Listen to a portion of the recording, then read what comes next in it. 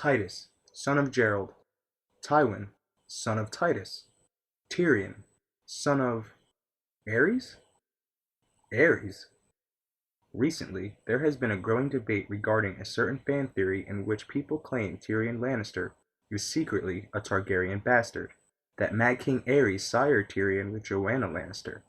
If this fan theory is correct, not only is Aerys Tyrion's real father, but this also makes Rhaegar his elder brother, along with Viserys and Dany being his younger siblings. This also means, as Aerys' last surviving male heir, he has a claim to the Iron Throne, and more so than Dany. Is it possible that Tyrion isn't a golden lion, but in reality, a badass golden dragon? Well, after weeks of researching the source material, I, Sir Ryan of the House Vine, have come to a conclusion that in the case of Tyrion Lannister, Aerys, you are not the father. However, in the case of the twins Jaime and Cersei, you might be. Right now you're probably asking, so where's the evidence? Well, how's this for evidence? George R. R. Martin straight tells us in A Feast for Crows, Jaime chapter 5. Every little girl needs a big brother to protect her. Tywin was big even when he was little. Who will protect us now? He left a son. Aye, he did. That is what I fear the most, in truth. Why should you fear?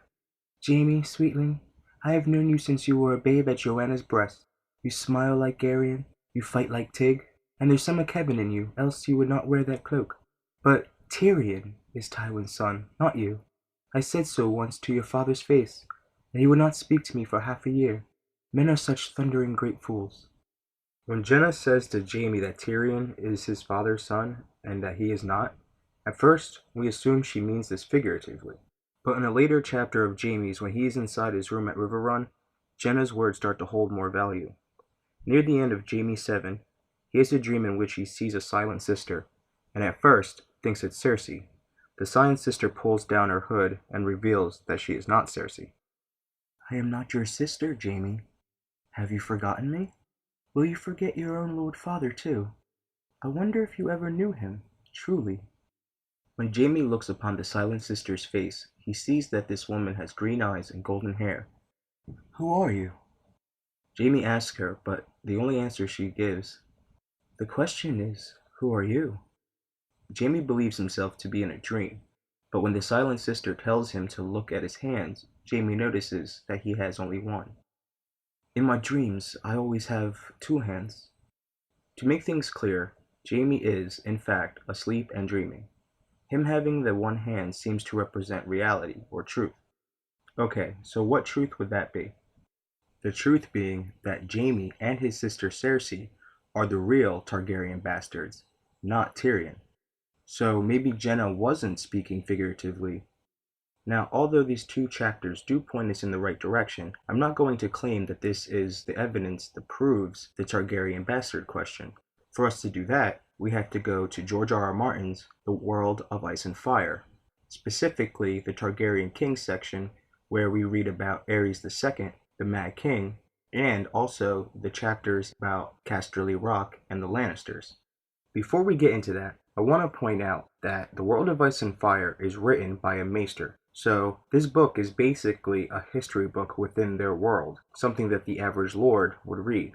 Now everyone knows that history is written by the penholder, and this is abundantly clear when we get to Aerys II in The Reign of the Dragons. Every king before Aerys, it's essentially about them and their immediate family. But when we get to the Mad King section, it almost turns into a chapter about Tywin, because he's constantly referenced. And all the source material that Yandel gets from Aerys comes from Maester Pycelle. And we know that Pycelle has always been loyal to Lannister. One of the things that I really like about The World of Ice and Fire is that we get a better look of certain events and their timelines. What I don't like is Martin's constant ruse listing events out of order to confuse us. Aerys Targaryen, the second of his name, was 18 when he ascended the Iron Throne, and this was in 262 AC. We are told that Aerys and Tywin had known each other since childhood. As a boy, Tywin Lannister had served as a royal page at King's Landing. He and Prince Aerys, together with a younger page, the prince's cousin Steffon Baratheon of Storm's End, had become inseparable. During the War of the Nine Penny Kings, the three friends had fought together, Tywin as a new made knight, and Steffan and Prince Aerys as squires. When Prince Aerys won his spurs at 16, Aerys asked his friend Tywin to be the one that knights him, and he thought of it as an honor.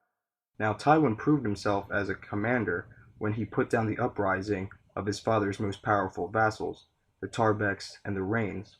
So by the time of the War of the Ninepenny Kings, Tywin is pretty much lord in everything but name.